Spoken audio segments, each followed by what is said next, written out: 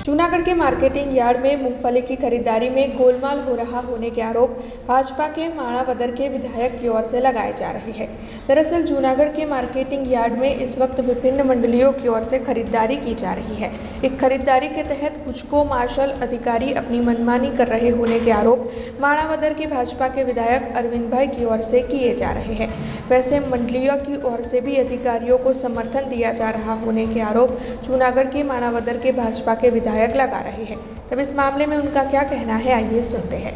गुजरात सरकार જ્યારે મગફળીની ખરીદી માટે ઓનલાઈન ચાલુ કરેલ ત્યારે માણાવદર તાલુકામાંથી અંદાજિત 6200 થી વધુ ખેડૂતોએ મગફળી માટેની ઓનલાઈન કરેલ।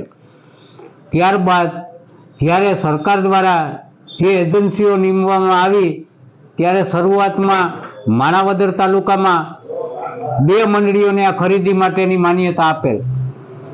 ત્યારબાદ આ ખરીદી બારદાનને કારણે ધીમી ચાલતા અમોએ સરકારશ્રીમાં રજૂઆત કરી અને વધારાની 2 મંડળી ચાલુ કરવાની માગણી કરેલ, જે સરકારે મંજૂર રાખી અને માણાવદર તાલુકામાં કુલ 4 સંસ્થાઓ મારફત મગફળીની ખરીદી ચાલુ કરેલ હતી। જ્યારે વધારાની 2 મંડળીની મગફળી ખરીદી ચાલુ કરવાની થઈ ત્યારે આ બંને મંડળીઓને 600 આસપાસનું મેપિંગ આપી અને ખરીદી ચાલુ થયેલ। આ બંને પાછળની મંડળીઓ જે હતી 3 નંબર અને 4 નંબર એની ખરીદીનું જે મેપિંગ પૂર્ણ થતા ફરીથી માગણી કરતા ક્રમ નંબર 1 વાળી જે સંસ્થા છે જે માણાવદર બાંટવા તાલુકા ખરીદ વેચાણ સંઘ જે છે તેમાંથી મેપિંગ કાપી અને 200 3 અને 4 ને આપેલ। જે 2 નંબરની મંડળી જે છે જે સંસ્થા ખરીદ કરેલ છે આ ક્યાંક ને ક્યાંક ગુજકો માસોલના ડિરેક્ટરના સગાવાલાની મંડળી હોય।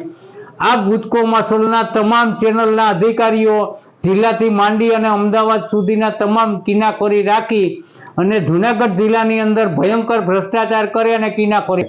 આ બાબતે આજે હું સરકારને રજૂઆત કરું છું કે ભાઈ આ ગુજકો માસોલ જે ખરીદી કરે છે આના જે અધિકારીઓ છે એની અમે સખતથી પગલાં ભરે અને જૂનાગઢ જિલ્લાની ખરીદીમાં ગુજકો માસોલ જે કાંઈ કરતું હોય એની પૂરેપૂરી તપાસ કરે એવી मांगनी आज मुख्यमंत्री समक्ष रजू करूँ।